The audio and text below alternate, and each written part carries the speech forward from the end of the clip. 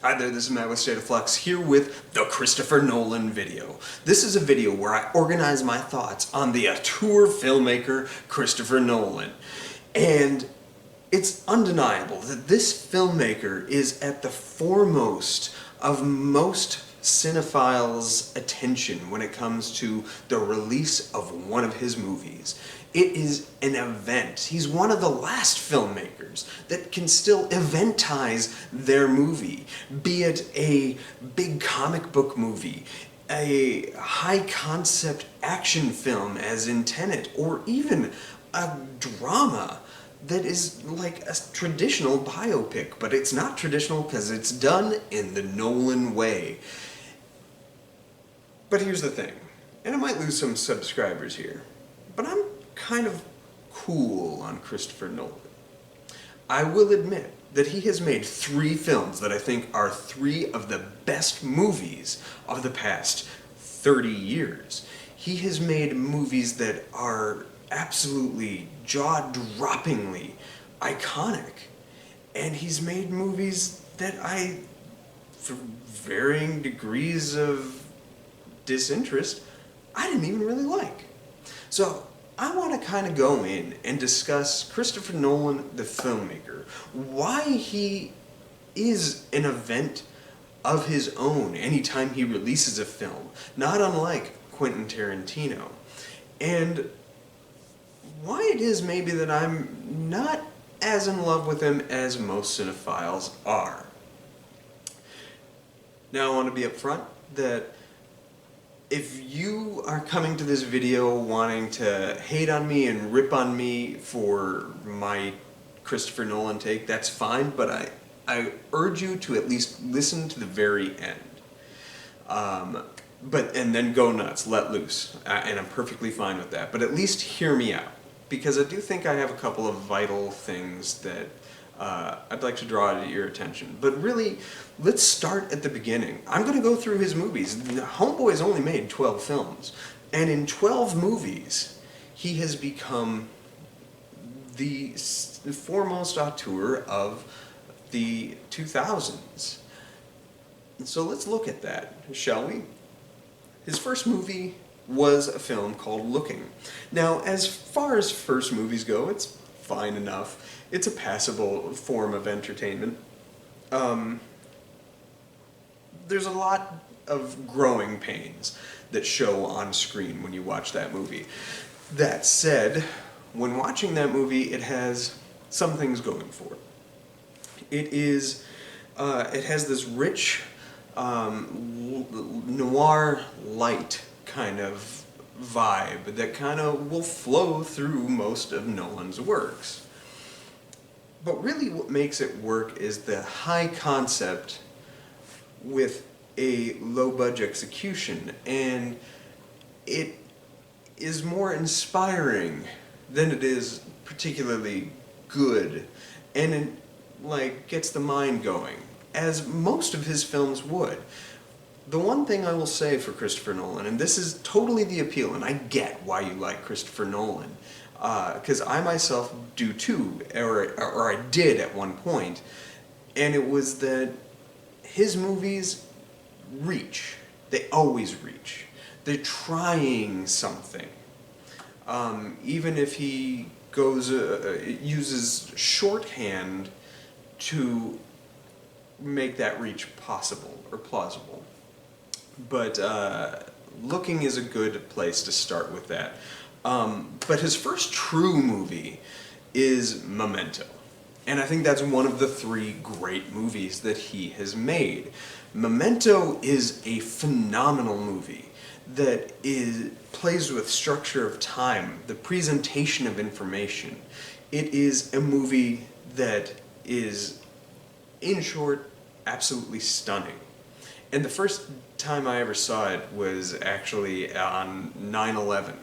It was playing at my local multiplex on September 11th, 2001, and just trying to get away from everything going on with the media.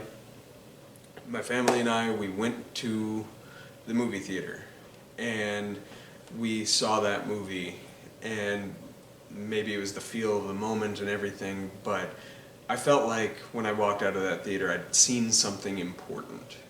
And it's a movie that I think, because of possible PTSD kind of situation from 9/11, I haven't been able to really rewatch. I've seen it twice in total, and that's it. But it has stuck with me ever since that day, over 20 years ago. And I can access my memory of that movie instantly.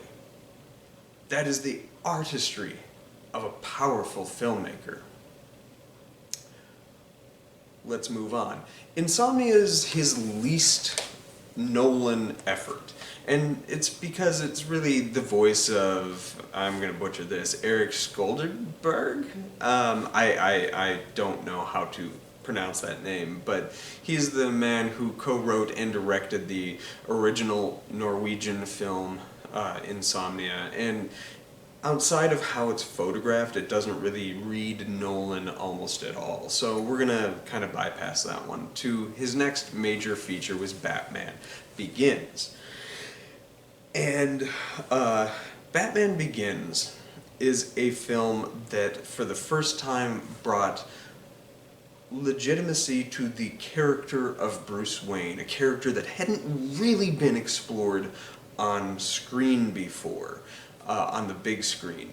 Sure, there was Batman and Bruce Wayne in 5 prior Batman movies, but outside of the first Batman movie with Tim Burton was more of an exploration of the Joker, how the Joker came to be. Batman is already in existence, and throughout the story we are given little beats of who Bruce Wayne is, or who the man under the cowl is, but you never really truly get to know Bruce Wayne, and it's kind of accurate to the comics.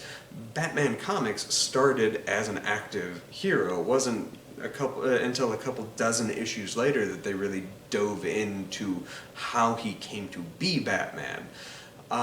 So, like, Tim Burton's Batman is a completely valid take. But neither of the Burton Batman movies explored Bruce. Batman Forever does explore Bruce, but the movie can't sustain the weight of the characters going on in that movie. And you'll see a review for Batman Forever somewhere in the near future, so I'm going to hold it for that. Batman Begins really explores and hunkers down where Bruce Wayne is the main unarguable character. The villains of the film are mostly afterthoughts.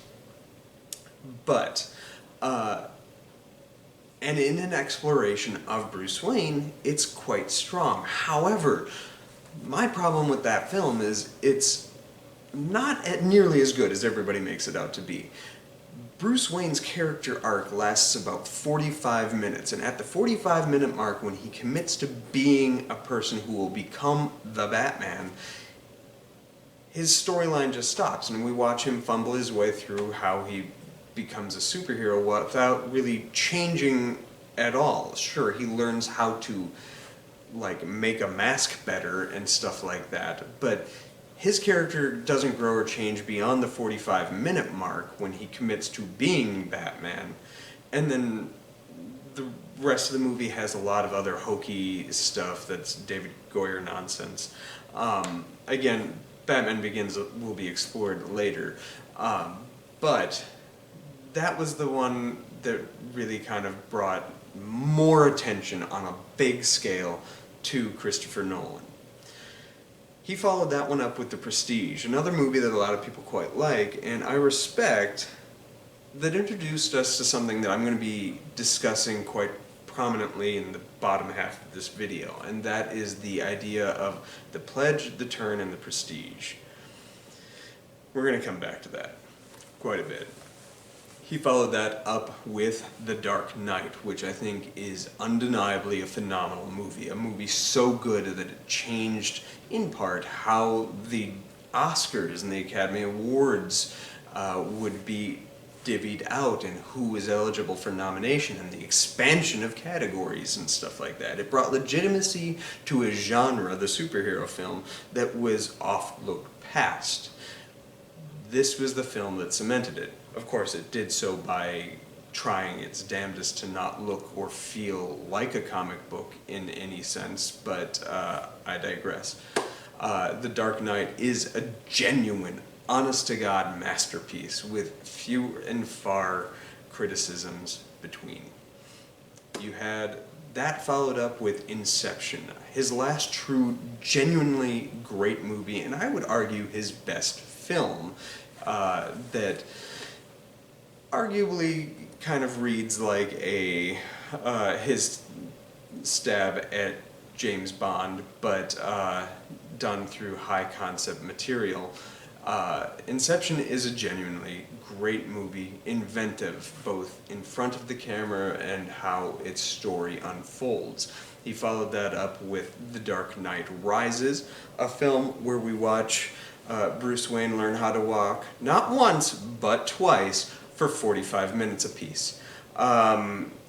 Yeah, and if that's your thing, watching Batman learn how to walk over the course of 45 minutes 2 times, then more power to you. That's not necessarily my Batman, however, I don't think it's a bad movie. I think it's a good movie that I can complain about for the rest of my life. After that, he did Interstellar, which is the only one on this list that I outright just cannot stand. And it was kind of the movie that broke Nolan for me.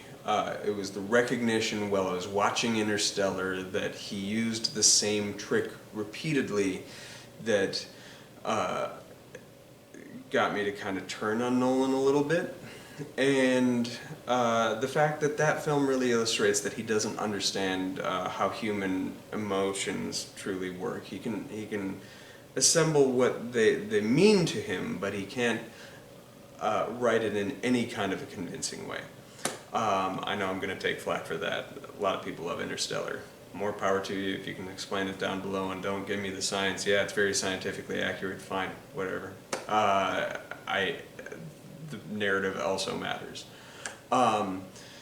Moving on to Dunkirk. Dunkirk is a purely experiential film, but once you've experienced it, is kind of lackluster to say the least. And most people cite the first time they saw it on the big screen as the time that like really truly genuinely shaped them and gave them that experience. But I think that a movie should be a little more than pure experience. Martin Scorsese criticized the superhero genre as being not unlike rides, like theme park rides. And I would argue that Dunkirk very much is the same way, because everybody cites the qualities of Dunkirk as the experience of having experienced it, rather than any qualities in its narrative output or its acting, its use of character.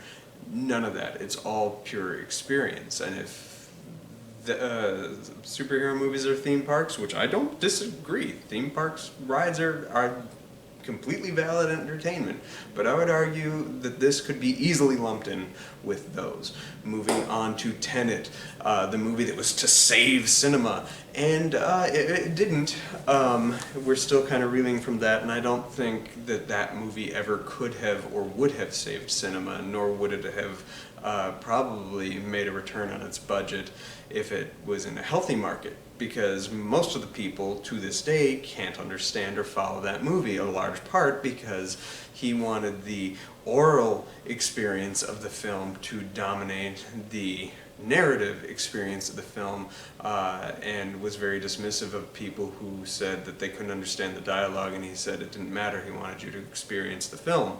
To which I would reply, then why write that? If the words didn't matter, that he could have made a much more exceptional silent film that would have had me like glued to the screen trying to figure out what I'm watching and piece it together, and that would have worked because that would have been part of the narrative.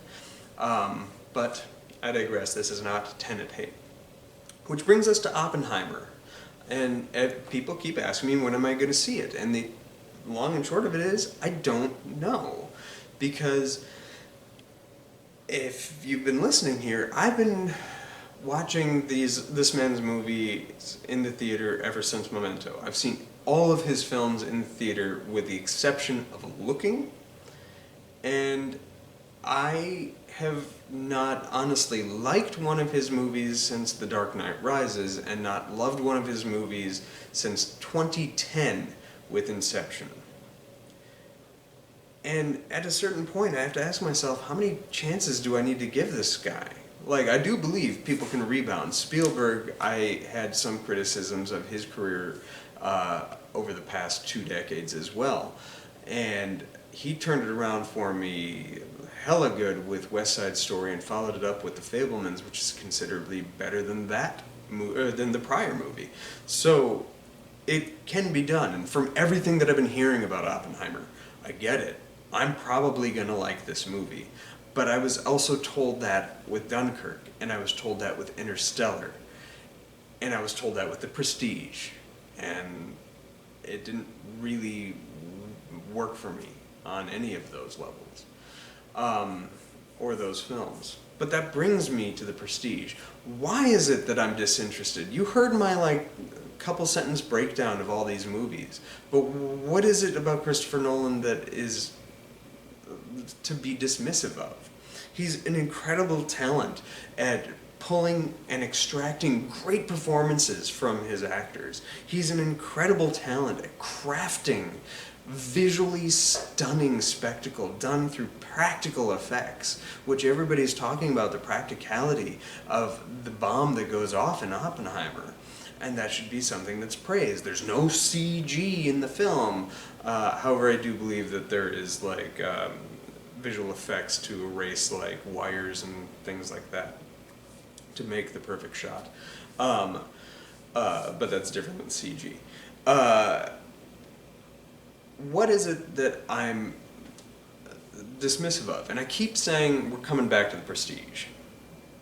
The Prestige has a quote that I think summates almost all of Christopher Nolan's films. And that is, a character says, every great magic trick consists of 3 parts, or acts. The first part is called the pledge. The magician shows you something ordinary. Perhaps he asks you to inspect it to see if it's indeed normal. But, of course, it probably isn't.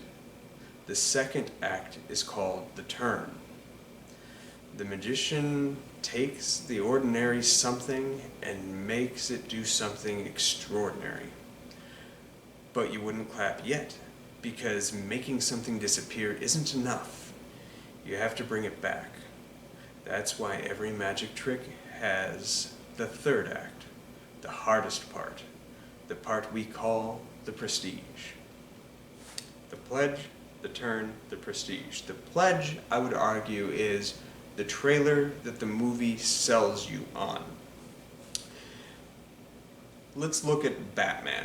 He made 3 Batman movies, but I'd argue he really made 1 Batman movie 3 times. Each one promises Batman versus a very theatrical villain, something showy, something to grab your attention. Batman versus Scarecrow, Batman versus Joker, Batman versus Bane.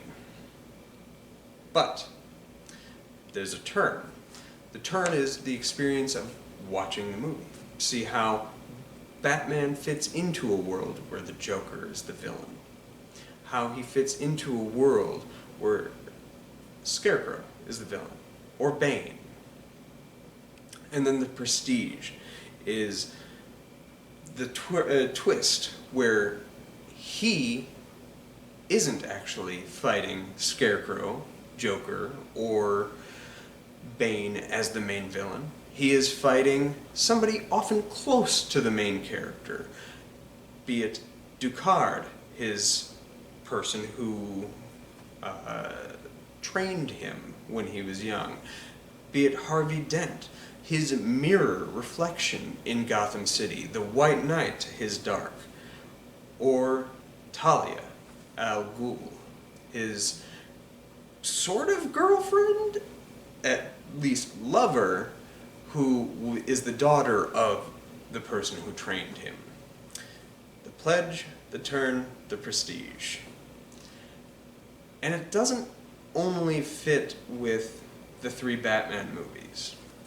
You will find that most of these films have the same concept. The trailer that the film sells you on, the experience of watching 3/4 of a movie, but a third act twist where somebody vitally close to the main character is actually the villain at play, be it in Memento where it's the main character himself who lied to himself in order to give himself somebody to find, somebody to hunt for, even if that meant that he was going to eventually hunt and kill his friend who pointed this all out to him, that he had already solved the problems.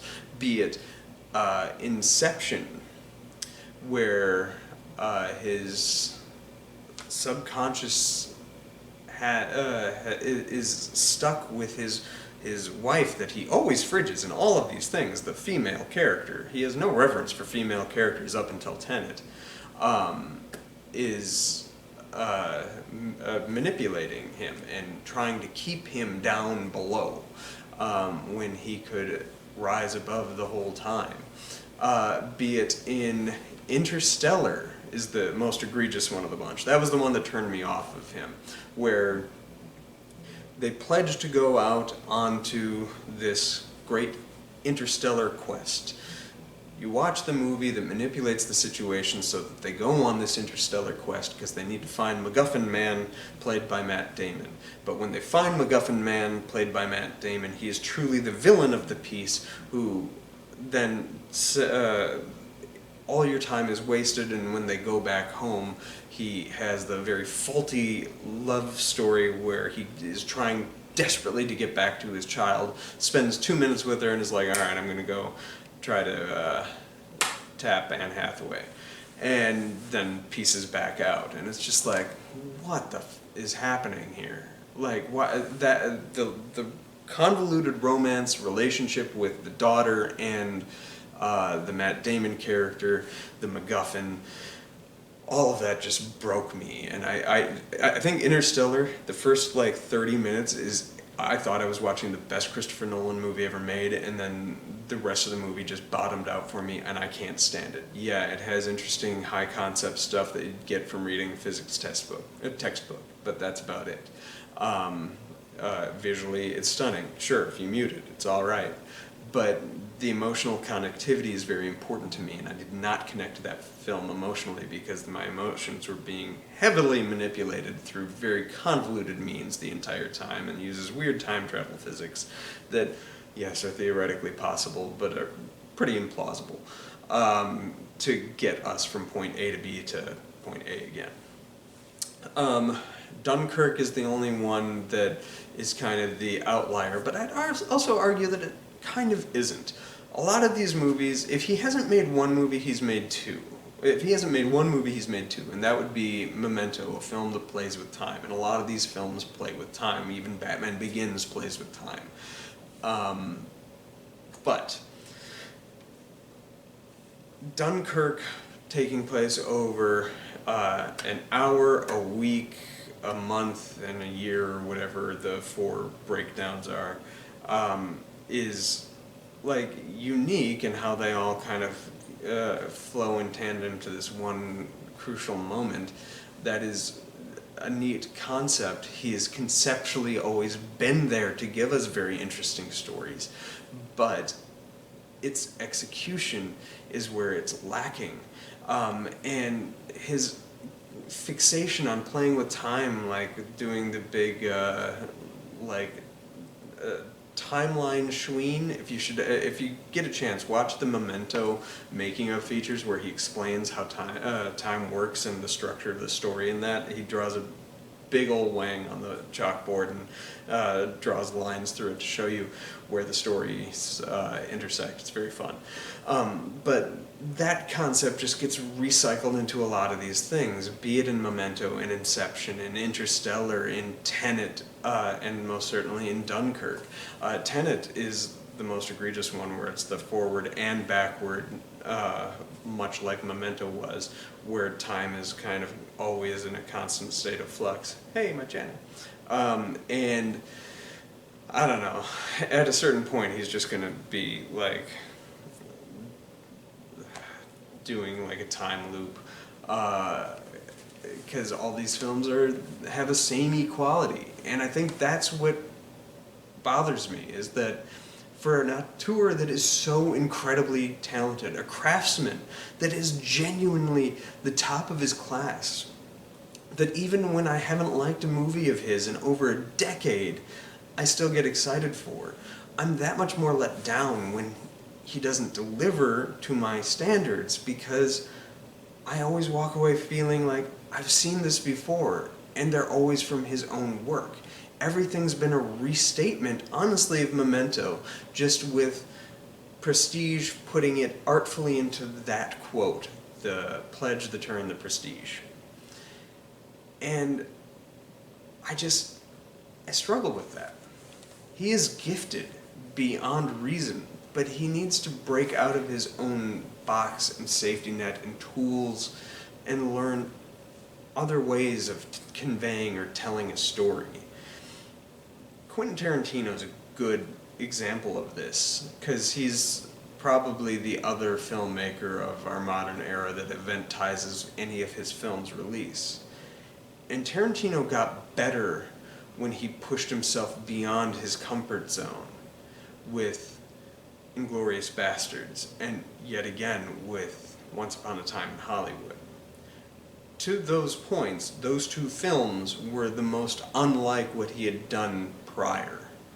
And by pushing himself to be different, be better, he grew and became mature. And that's what I'm hoping Oppenheimer delivers.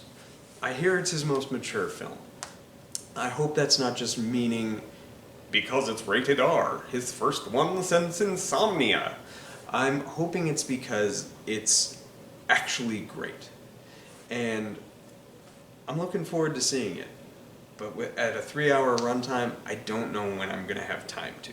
So, this was a very long video of me discussing Christopher Nolan, the filmmaker that I really like, really respect, but I'm not really that interested in a lot of his works, and have been pretty disappointed by him for the past 10 plus years. And this video is just me saying, it might be a little while before that Oppenheimer review comes out, but as the film will almost definitely get nominated for Best Picture, you'll certainly see a review from me at some point by year's end, and I hope to catch it in the theater. But with a healthy market of movies that I'm really interested in, with Barbie and Mission Impossible, both of which I still have not seen, I might err on the side of putting those up front first. Let me know how off base I am in the comments down below, or if you think that he might be a little bolstered a little too high, and you agree with me, let me know that in the comments down below. And also, what other filmmakers out there that gets absolute adoration and praise do you just find you don't gel with their films? I have a couple filmmakers like that. And I think it's important that you can respect someone's work and even find excitement in someone's work if you don't necessarily even like their work. As I find myself with Nolan sometimes. Or another good example would be Martin Scorsese. I'm not a huge fan of that man's actual film library. He's made some that I think are genuinely great, but a lot of stuff just doesn't connect with me at all. But I respect his work, respect the talent, and can see the craftsmanship at play. So, do you have any filmmakers that are like that for you? Let me know who they are in the comments down below, and would you like me to explore more filmmakers like this, or studios or something like that? Feel free to let me know in the comments down below. Also, I wanted to say that I stand by both SAG and the writers during their strike and throw them some support. I plan to put some links where you can help contribute in the comments down below. Thanks for watching, like, subscribe, do all that good stuff, and peace.